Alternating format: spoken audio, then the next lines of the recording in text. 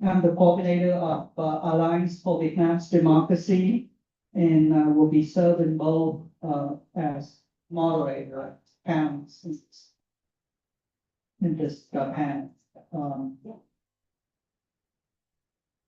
I am also a member of the steering committee of Global Democracy Coalition, so I also want to join Lena in welcoming you to the GBC Asia Democracy Forum. While my day job include tenure as a clinical professor for the University of Texas Southwestern Medical School, my passion is advancing democracy and human rights in our nation. So our session today is titled From Democracy Stress to Democratic Renewal. How is Asia rebuilding democracy? Across the Asia Pacific, we are witnessing a complex environment where post-authoritarian openings have frequently failed to consolidate.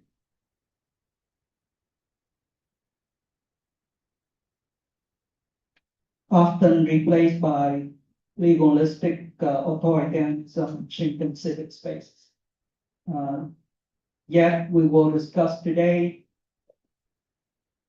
renewal begins quietly in local movements, interparliamentary coalition, and international networks. We have a distinguished panel to explore these stories of renewal and resilience. I will introduce each of them now and invite them to share 5 minutes of opening remarks.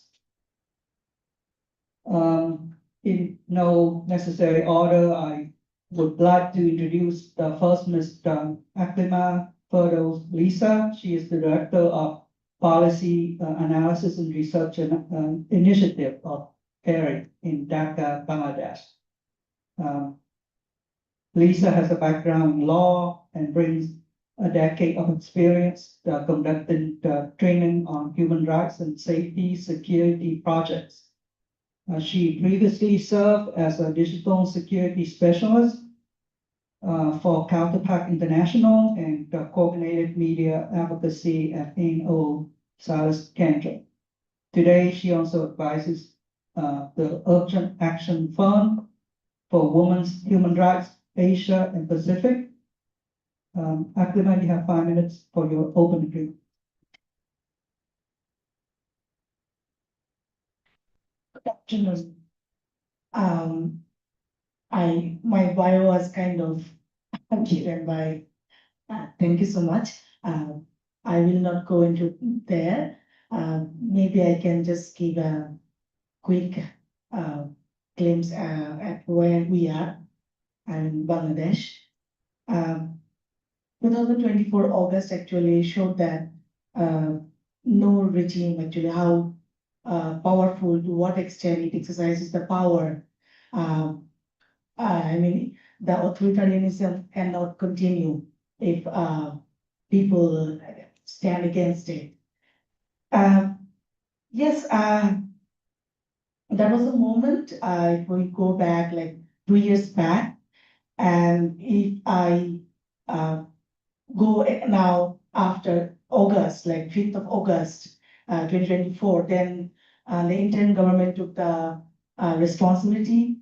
And then if I give you some bullets, like where we were actually before 2024, we had repressive laws in place. There were chilling effects, CSOs were kind of silent, and we had obviously not open space, shrinking, you can say repressive in nature and kind of closed.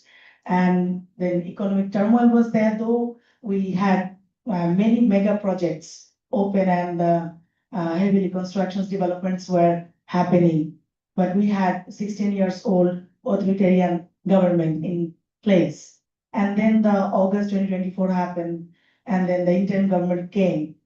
And after that, we heard the commitment from the interim one that we will, I mean, they will establish some commissions and some reforms will be taken place and more commitments that law and order situation will be improved.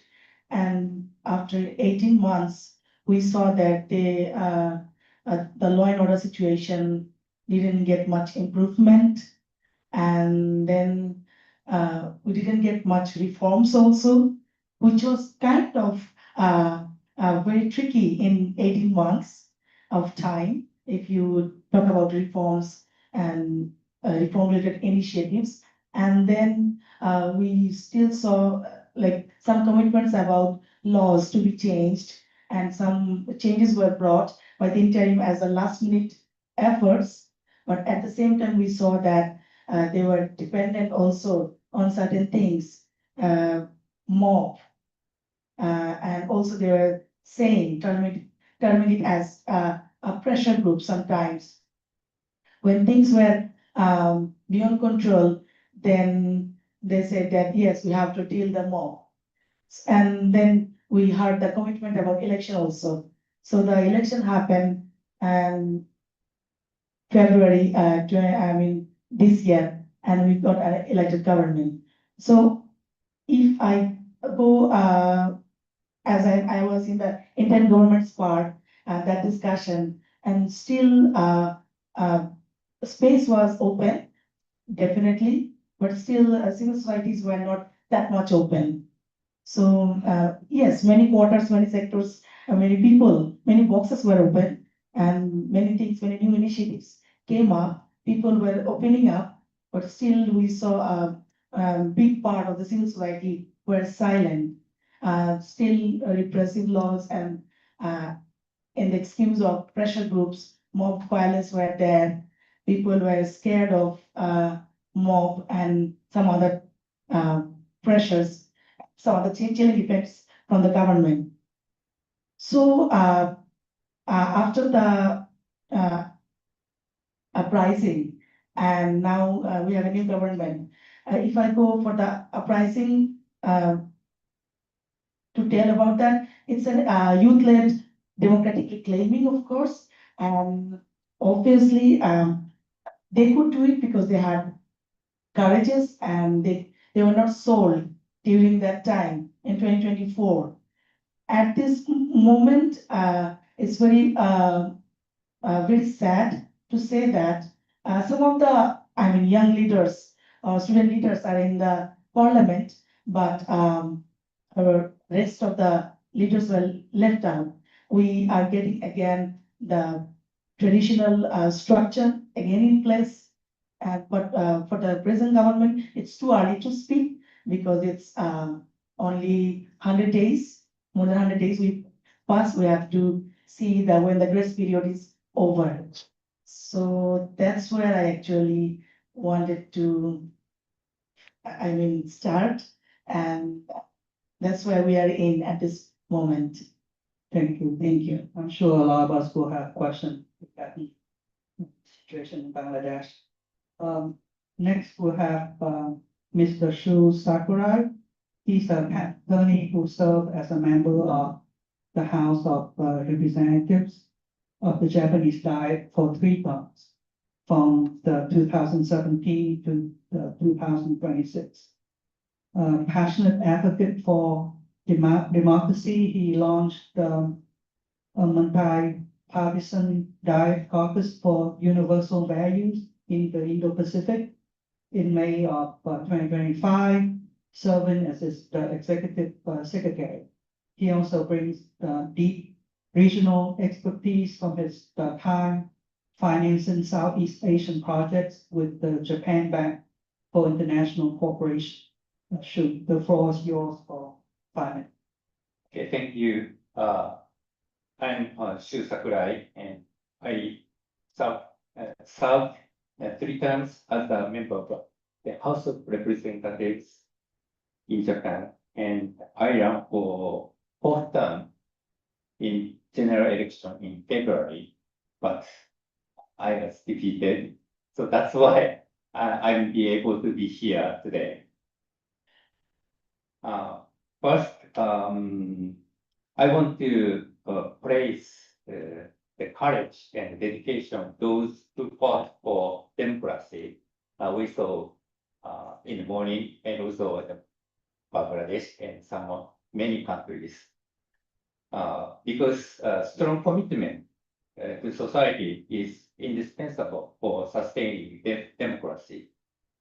At the same time, it is sorry to point out that the struggle for democracy are not always successful.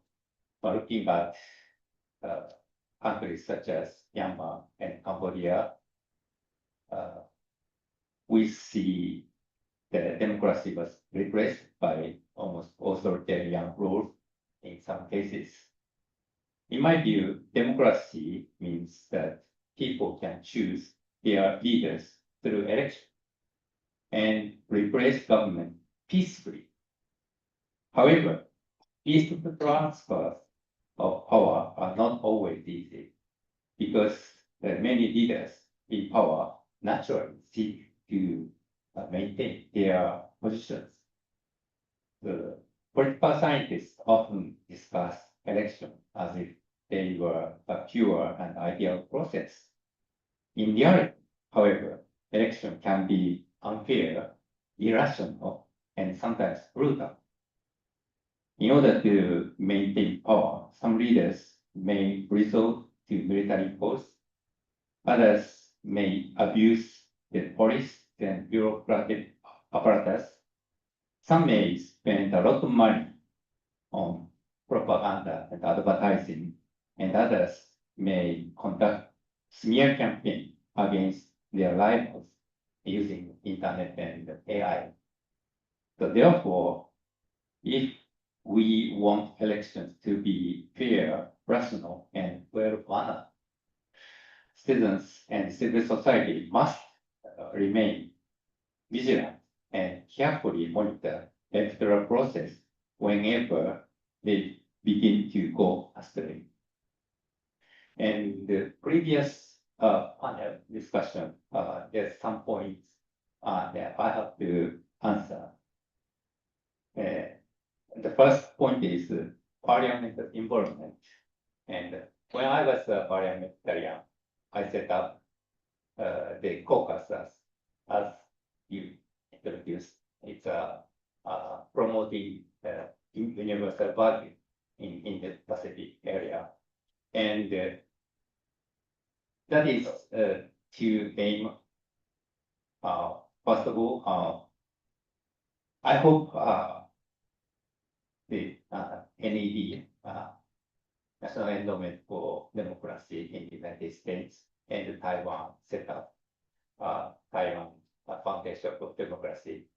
I believe this kind of foundation is money needed to kind of promote democracy because Senator Martini pointed out that Japanese ODA, JICA is doing in a kind of good intention to support the people in Cambodia, but in the result, it's kind of suppressing the people. So, I mean, that is because Japanese ODA policy is that not interference in the domestic politics. So, in that sense, we are more focusing on infrastructure project or more economic stuff. But economic support means helping authoritarian government. So this kind of contradiction, we have to think about.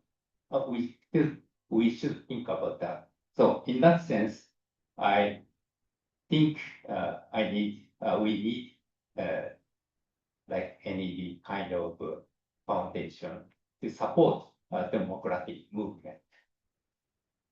But I lost my seat, so it's kind of myself struggling, but I try to keep working on to push this kind of movement. Thank you. Before I invite our next panelist, if I could make a suggestion, since there's a strong discussion. Could we move up so that we can have a more collegial and open discussion instead of sitting on the back, all the way to the back? Move up closer, but so we can. Well, thank you, Shu. Our third panelist is Mr. Young-Hyun Kim, Program Manager at the Korea Office of the International Republican Institute, IRI. Young-Hyun oversees the North Korean human rights portfolio for the Korea Office, focusing on advancing human rights and democracy initiatives related to Korea. She studied geography, politics, and international relations in London before earning her master's degree in area studies from Seoul National University. Young-Hyun, please go ahead with your remarks. Thank you very much for the introduction. My name is Jung-Hyun Kim. Due to the time constraints, I think I will introduce briefly about IRI's focus in general, and perhaps dive into the details of the North Korea portfolio that we conduct here in South Korea. So the International Republican Institute, also known as IRI, is a nonpartisan organization, and our main focus is to advance democracy worldwide based on different country contexts. And so for the case of North Korea, since we cannot have a physical office in the country itself, we have our office here in South Korea. And mainly our focus is to support and raise awareness on North Korean human rights and to support the stakeholders and the communities here in South Korea who want to advocate for the human rights violations in North Korea. And one of the recurring challenges that I have heard from many civil society organization partners is that the North Korean human rights community is sustaining awareness and they have troubles engaging younger people into this issue, mainly because the North Korean human rights topic itself is framed as a political issue rather than something that is of a human rights concern.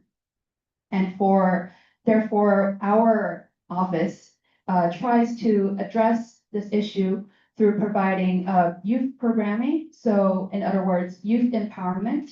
So one of our programs from 2021 to 2025 was a youth-led program, also known as the By Youth for Youth, where we had 18 to 35-year-old South Korean and North Korean defector youth joining together to co-design and co-implement campaign activity to mainly raise awareness on North Korean human rights. And for this campaign, mainly what they did was engaging with diplomatic stakeholders, also policymakers, not only domestically, but internationally, to discuss on the topics of North Korean human rights, but also to engage with the UN OHCHR here in Seoul, to dive into the Universal Periodic Review that happens on an annual basis, and to also discuss and to also empower international engagements with countries such as Taiwan, Cambodia, Tibet, to share human rights advocacy mechanisms, and to also expand the human rights movement, which I think is also fundamental for raising further awareness internationally. And another aspect of the program itself was our efforts in increasing public interest in this topic, because as I mentioned before, this is normally framed as a political issue. So in order to address and connect the public here in South Korea, what we did with these youth members was to engage them in a social media campaign using Instagram.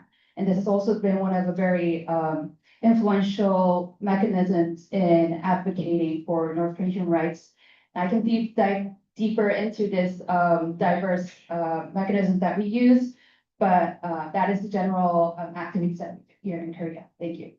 Sounds very interesting. Thank you, Young-Hyun. Finally, we are joined by Ileana Marin, Program Officer for Democracy around the globe at the Charles F.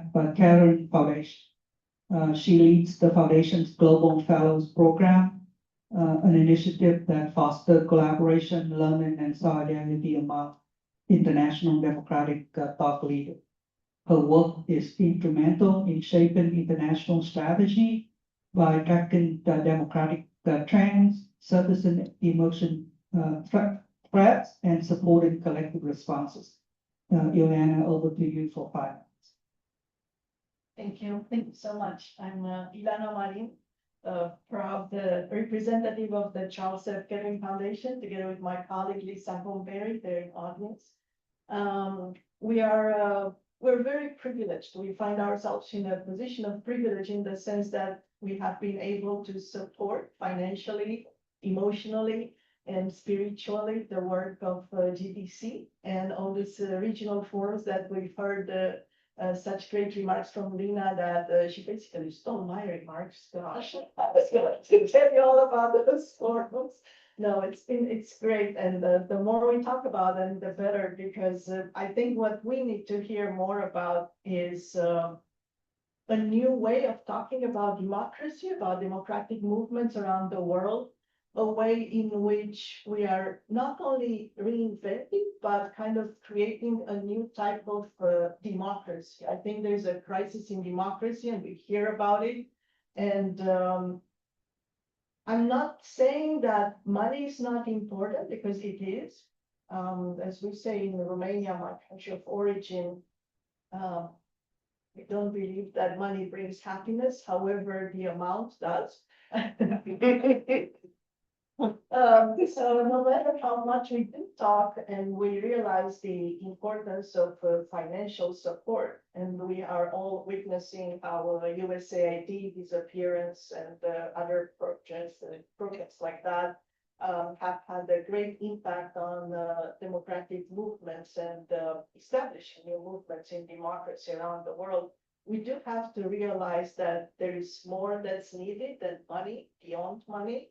And that's a way of finding hope in resilience, in reinventing ways of being together in a matter of cross-cultural appreciation of who we are and what we are about, and yet recognizing that the differences between us are meant to make us stronger, not weaker. And I think those that we perceive as our enemies in so many ways are really, really focusing on our differences, the differences amongst us in the field of democratic movements, and trying to use those against us and against democracy itself.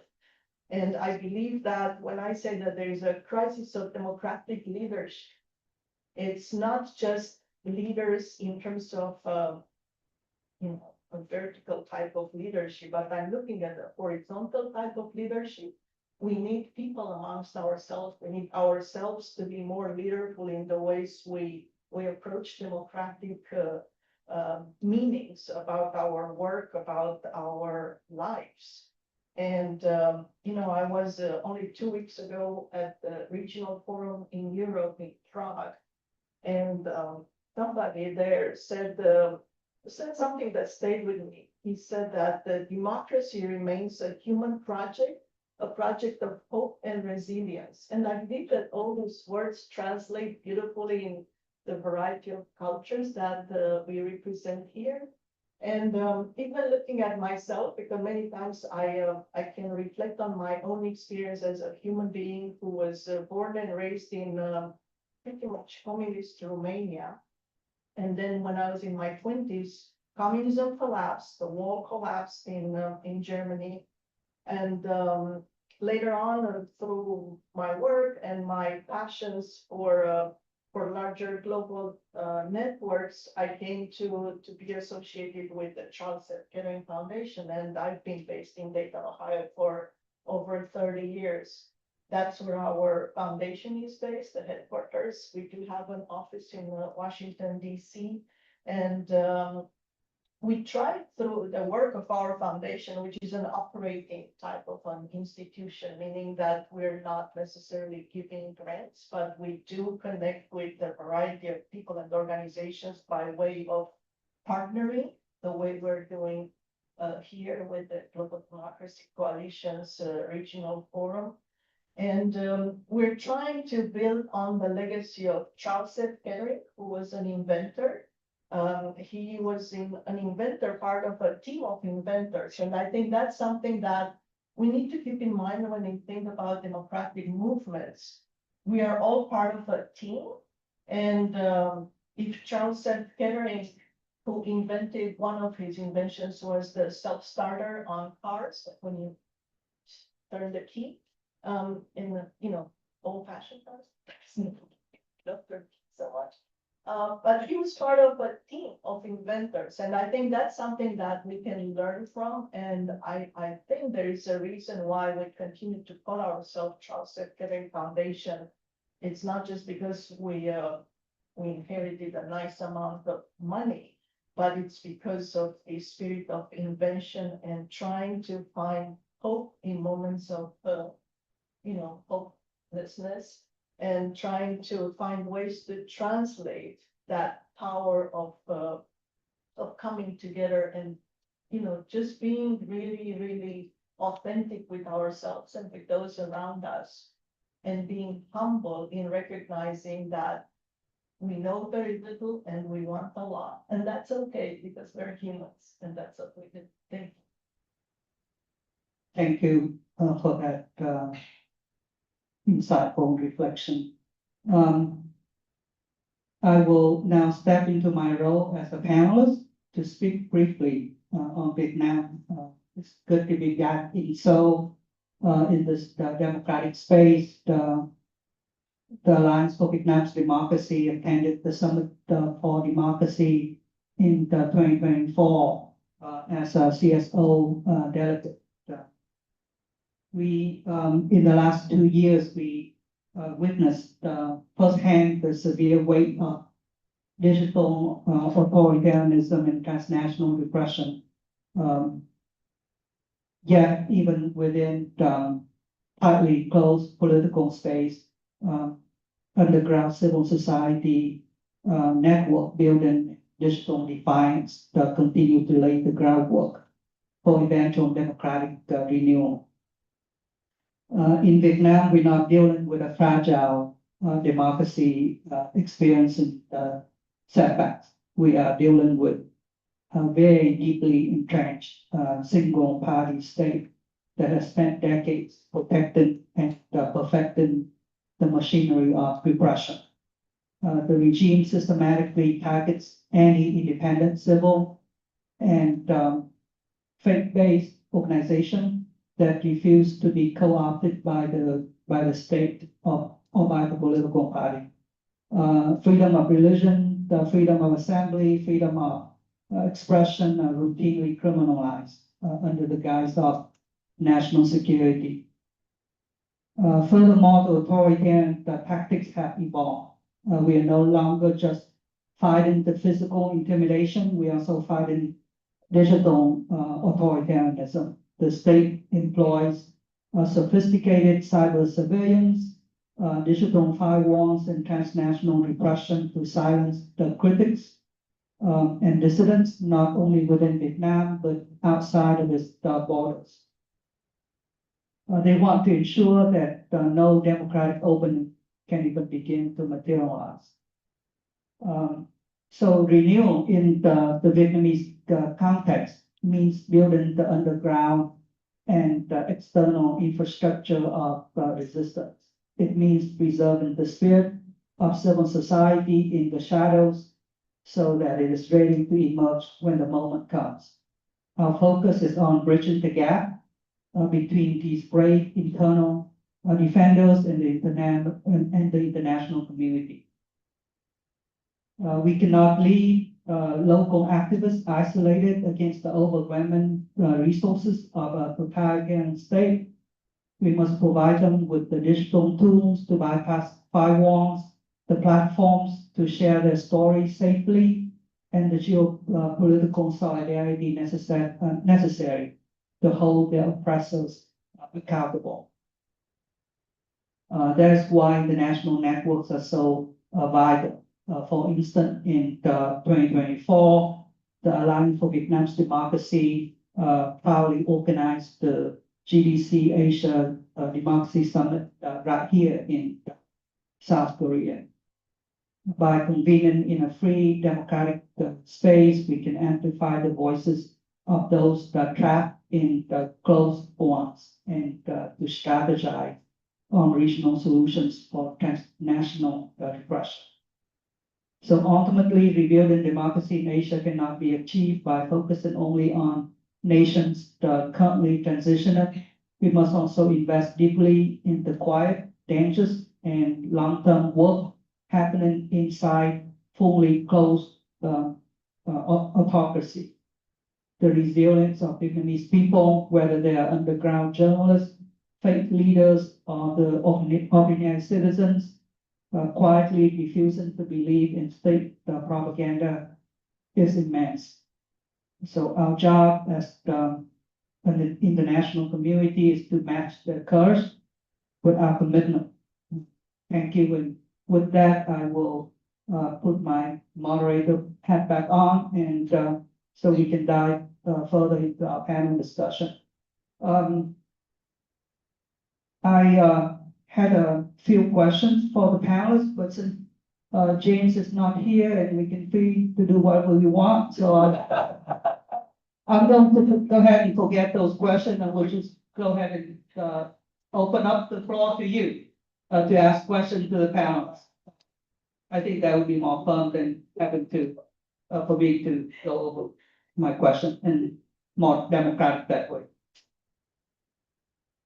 So, go ahead and. Yeah, without. Sure, yeah, go ahead and, state, if you can state your name, organization, and who you're directing your question to. Yeah. Chung from IPDA, organizing research together. And actually, I have many things to ask and to give some comments. First of all, it's very nice to look at the Chung Hyun Kim. Yeah, young, very intelligent Korean lady working for IRI. Because I used to work with the NDI office, but NDI office was closed, but IRI is still there. I'm working with the on the North Korean issues. So I really support your work. My question is to two other panelists, to Mr. Sakurai. Whenever I try to appeal to Korean aides, Koreans are thinking addressing the overseas democracy is infringing, intervening domestic politics, so hurting their national sovereignty, right? It's same as JICA and Kotra, and same thing, even MPs. However, in Japanese diet at least, you kind of grouped, kind of democratic caucus, right? So what kind of narratives have you used to mobilize Japanese MPs for this cause that I can learn from your experience, number one. And for the Catering Foundation, I didn't know such a foundation. I just searched your foundation. They're very impressed by your activity. One of 5 areas you said your foundation is working on inclusive democracy, right? And both USA and Korea very much politically polarized. So when you engage in American politics, under the circumstance of a very excessive polarization, how you can make both far extreme be inclusive and talk to each other. Who wants to go first?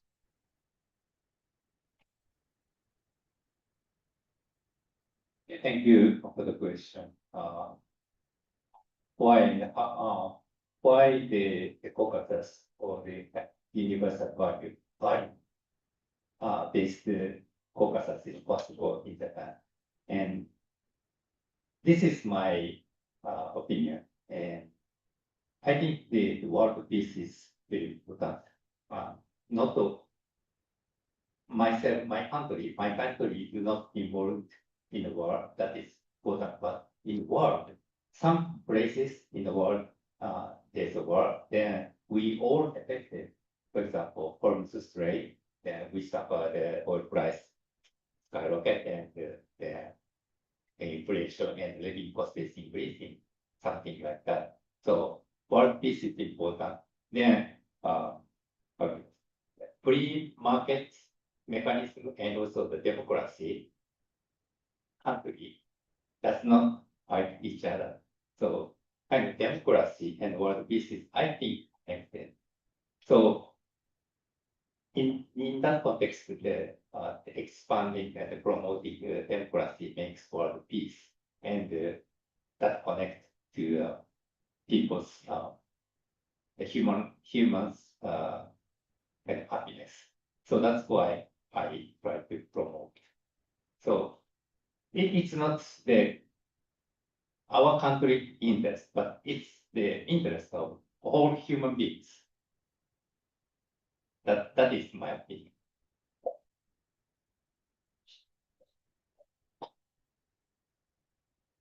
Yeah, kind of carrying on from a point of view.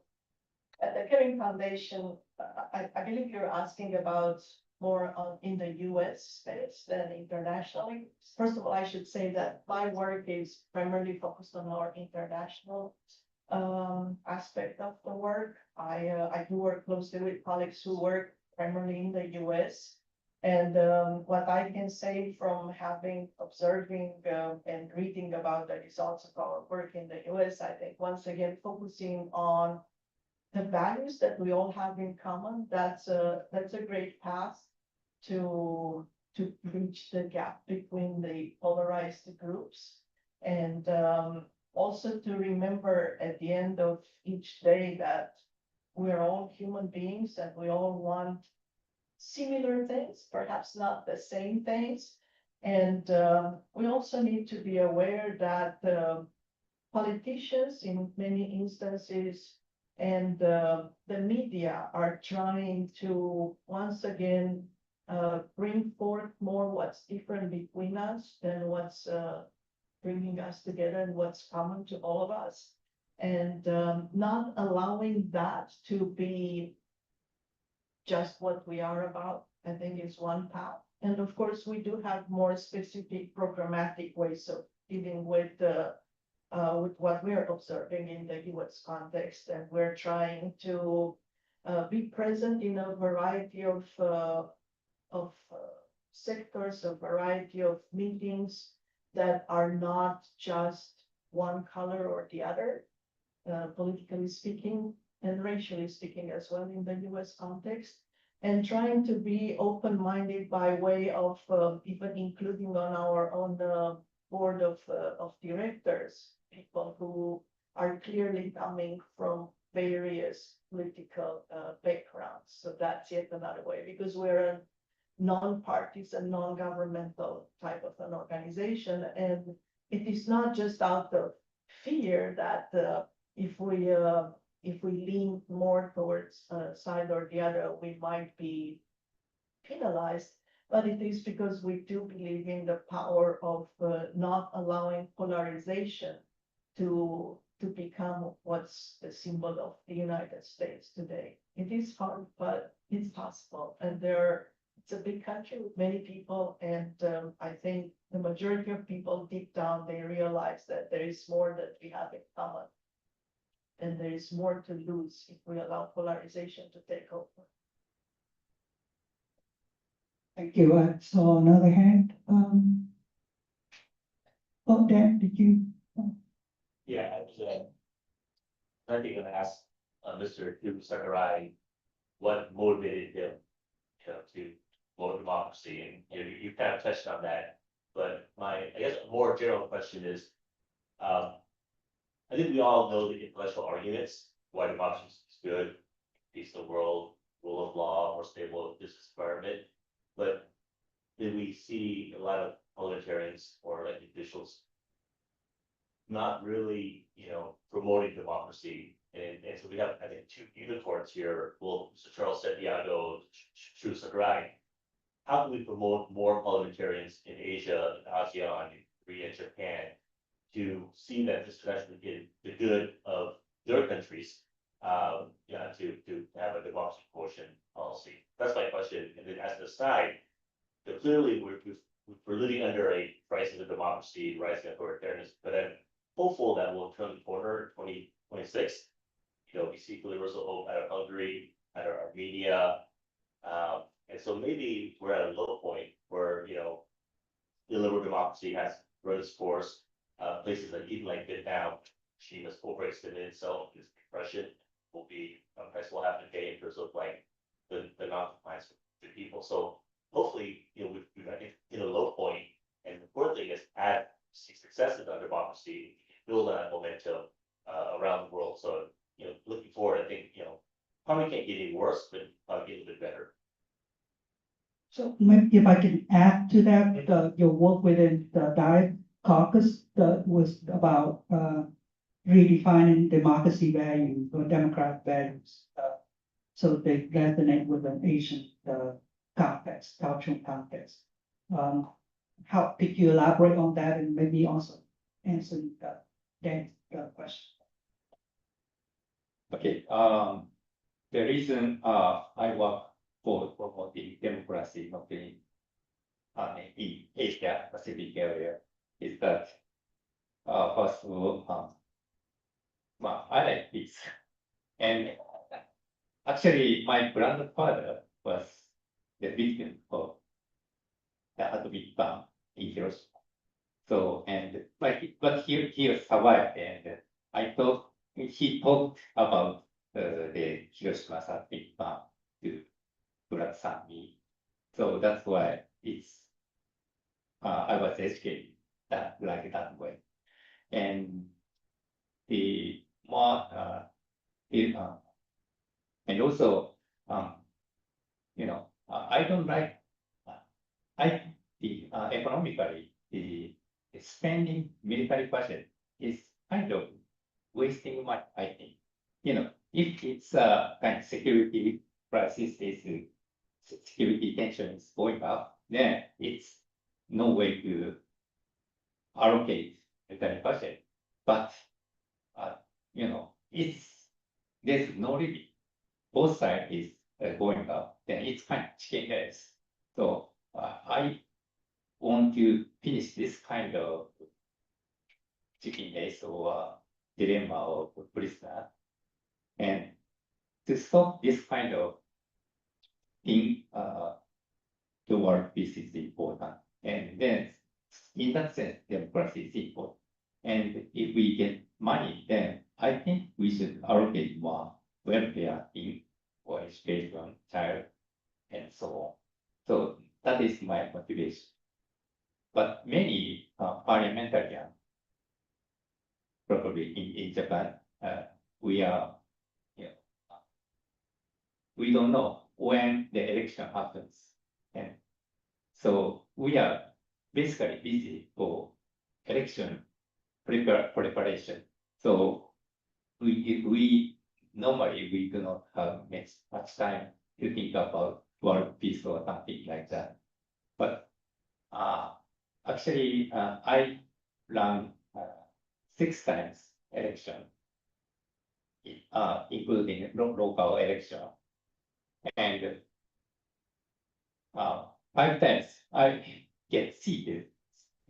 So I tell I think myself, I'm strong at election. So I didn't care much about that. That's why maybe this time I failed. But anyway, that is my motivation. And the adding question.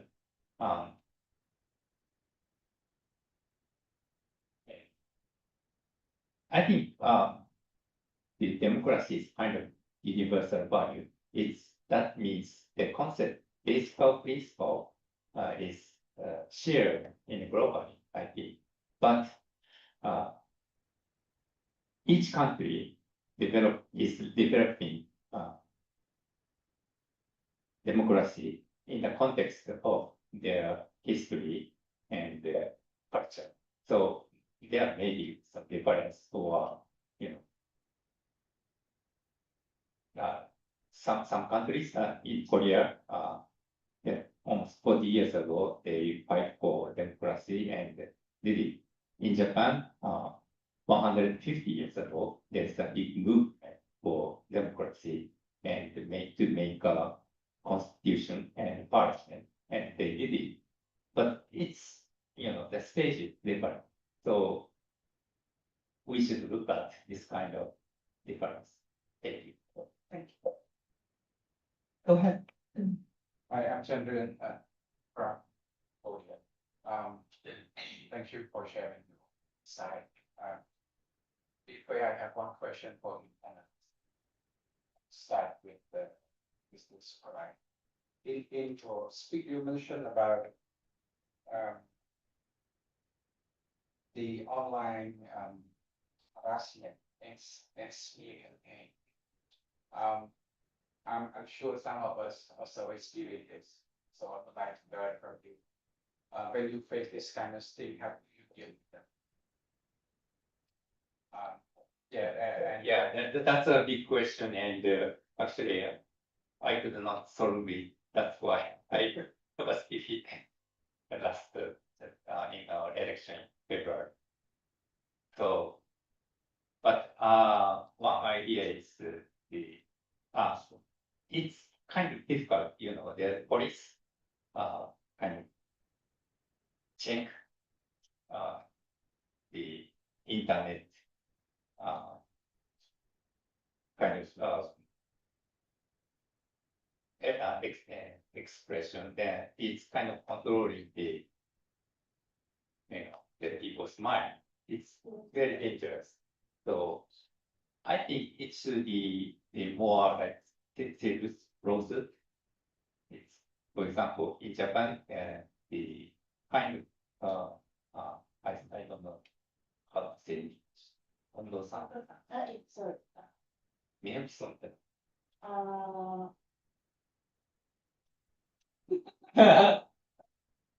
Anyways, so the compensation of humiliation, the price is very low in Japan, so it should be increased. This way. And then if it's affordable for lawyers, then lawyer willing to take this kind of cases, then the humiliation, the people is kind of to stop humiliation. I guess a question for Lisa. Bangladesh civil society faces the severe moderate and legislation that criminalizes dissent. So how's the grassroots initiatives like those are pairing help with the rebuilding the civic participation and the counter the culture of censorship? Thank you, Dr. David. The question. So, yes, we had repressive laws in place. If I go a bit detail, is cybersecurity laws. It was in the name of digital security law, and it was used for I would say, for all quarters of people. And during the previous regime, before the interim one, and to suppress people, to make them silent. And as I mentioned earlier, that the CSOs were silent and there was a chilling effect ongoing. And still, I would not say that all those repressive laws were mended. There were efforts from the interim government for some changes in the laws, but the present government had, at this moment, see some of the laws were not taken into consideration.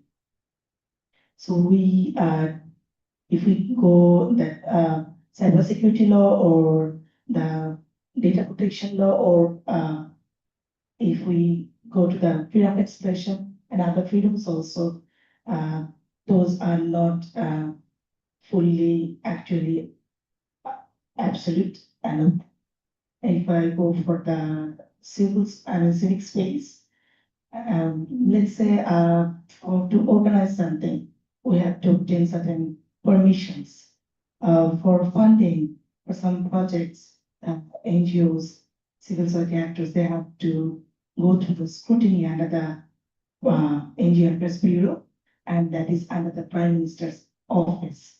So we are not able to use the language the way we want, the projects even. So it is kind of changed. Otherwise, in terms of funding, and it's same for all, whether it's grassroots, whether it's the capital-based organization, big or small. So yeah, that's the thing is operating. So if we talk about press freedom, if we see approximately more than, 250 journalists at this moment are detained. So, and the allegation is they were closer to the previous regime. So, though the present government said that they will take some initiatives, but if we see that press freedom is also, that is also curtailed. So we can expect, can hope, but that's the situation at this moment, whether it's for the grassroots media or the organization. Cybersecurity means different things to different people. Questions? You have a follow? Can I have a second round? Sure, yeah. Yeah. In the first session, you mentioned about the paradigm of this movement in the region, including in Bangladesh. Since you are an insider, could you share with us from your observation, what are the challenges that you see they're facing in the process of rebuilding democracy in the region? These are great questions. Thanks, Chinran. So the youth, when we saw August 2024, were very hopeful, and that the authoritarian regime got toppled and the changes will come. It was the expectation. And throughout the 18 months of interim government also, we got some commitments of the reforms and changes. The youth leaders also, we saw them on the street quite often. Protests were happening and spaces were open and new initiatives and new organizations, new associations were being formed. But there are a few challenges. This movement, the youth-led initiatives, they were very active during the protests and during the uprising. So after that, what happened is that things got more political, and some political parties actually took the credit actually at the end as a result when we see that, and they took the cake actually. And as I said earlier also that we saw a few numbers of the young leaders in the parliament, but some are left out, and some doesn't have that vision. As expressive anymore. We don't see that. If we see the newly formed political party also, I don't want to name, but we know there are newly formed political parties.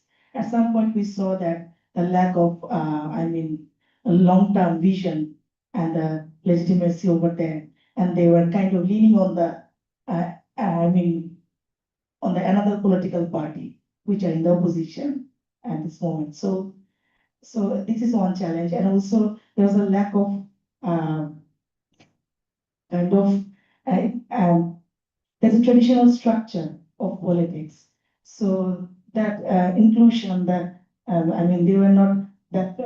they were not being seen that okay, they're being included or they're being welcomed in an open hand. Though it was expressive that yes, we welcome you in the politics, but the previous structure is still working within the system. So we see before election, we see the challenges around those things. And also this kind of movement is can be social media or digitally driven, but at some point we see that these are quite fast and horizontal, these movements and their the group's actions. So it has a challenge because there is a no, we see the lack of sync at some point because there is no such leader top to bottom. And we saw a lack of sync over there in terms of actions, in terms of their decisions, in terms of politics. And obviously, the the youth were actually courageous. They were taking the steps, and at that moment, as all united during the uprising, but a post-uprising situation, when we see that they were kind of, it's kind of a division and scattered situation we saw, and they were also facing those challenges. And we saw different situations came up. Sometimes it's law and order situation, sometimes violence, sometimes election-related stress or kind of anticipation that the election will be happening or not. And at the end, we got the election and the new government took place. But again, if we go back, the vision, or the dream the youth leaders had actually, it's not, that outcome was not fully successful. So it's still yet to come. Yeah. Young Hyun, it seems like from the opening remarks, you ran out of time. So if you have anything else you want to elaborate? Well, based on all of the remarks, I do believe that civic engagement is incredibly important in democratic movements like this, especially since we have already existing activists who have experience in leading these campaigns and also these movements. It's also important to recognize the position for younger generation people who would be able to voice their thoughts and perhaps different diverse angles in addressing different human rights concerns and issues. And that is, if I just briefly talk about my own organization, that's the reason why IRI focuses on providing these younger people the opportunity to engage in dialogue and engage in actually making policy changes for government and also existing activists. And perhaps it is important for us to recognize that the future generation in years to come is the younger people. So we do need to engage them further in this field as well. That's great. Thank you.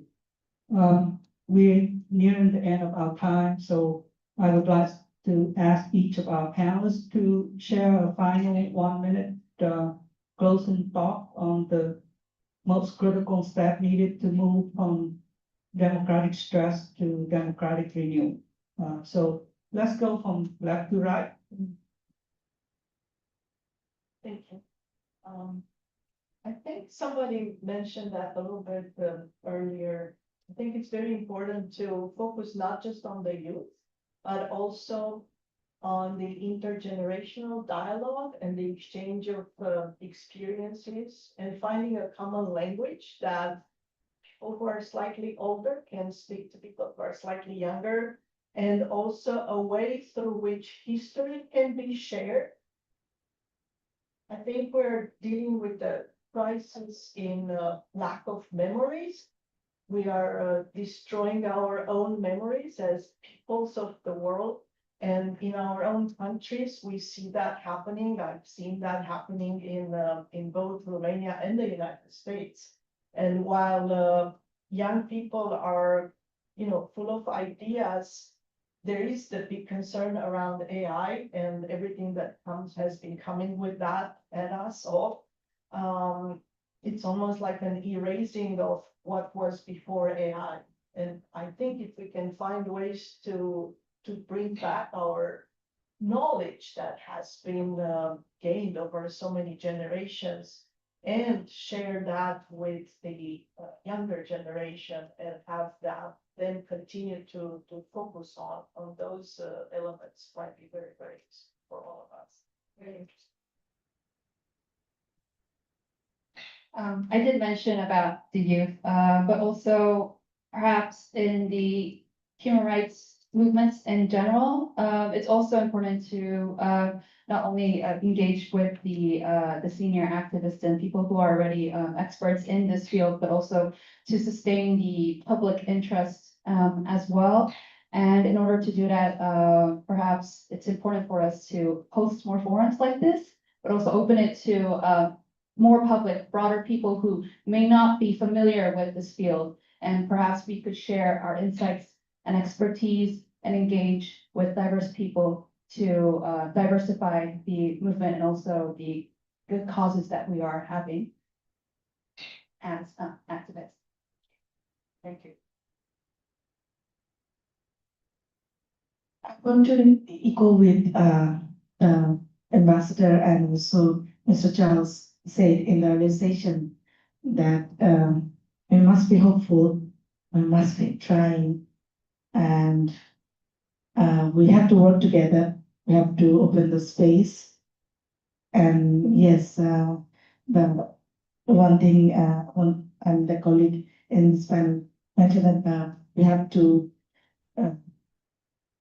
do the dialogue. I mean, intergenerational. And that thing should be open, that learning should be bringing into the consideration, and we should be reaching out to others. We should bring the strength and solidarity together. That's strong, solidarity. I'd like to bring up 2 points. One thing is China. China has been kind of promoting its authoritarian model to some of Asian and African countries.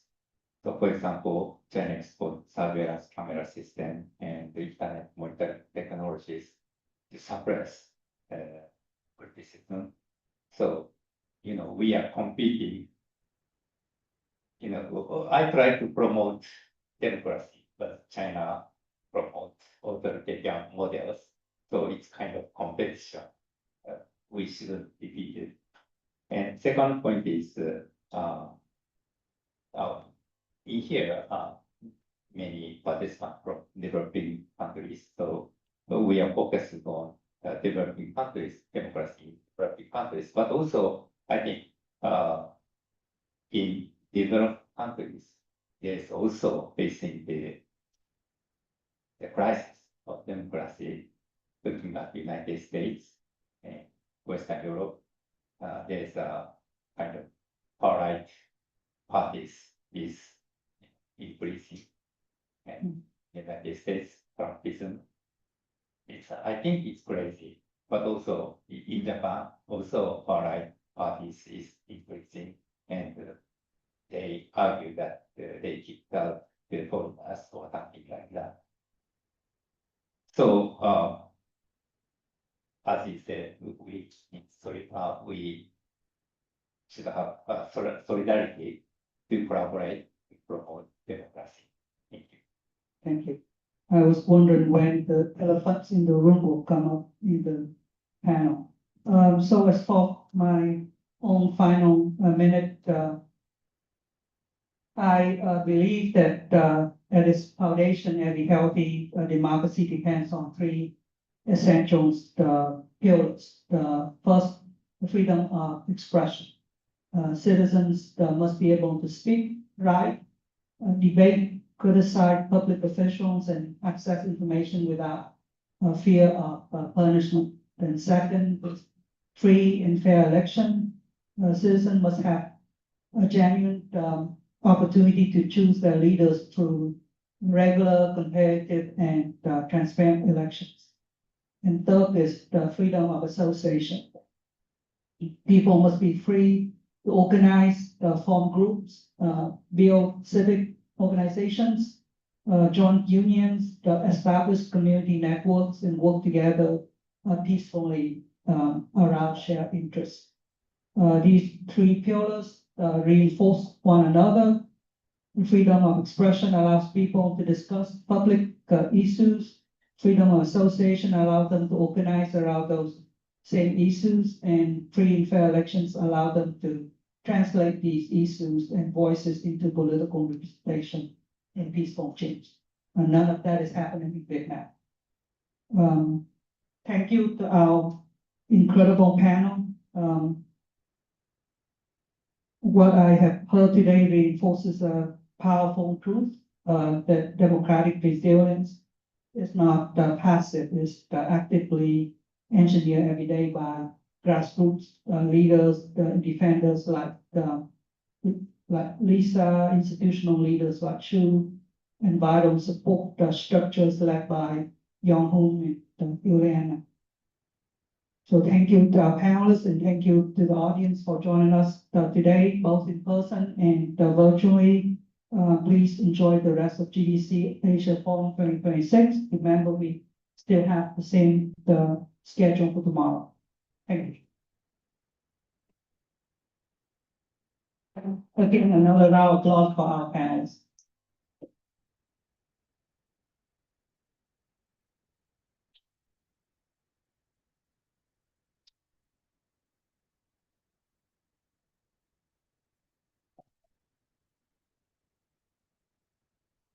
Right. Brilliant. I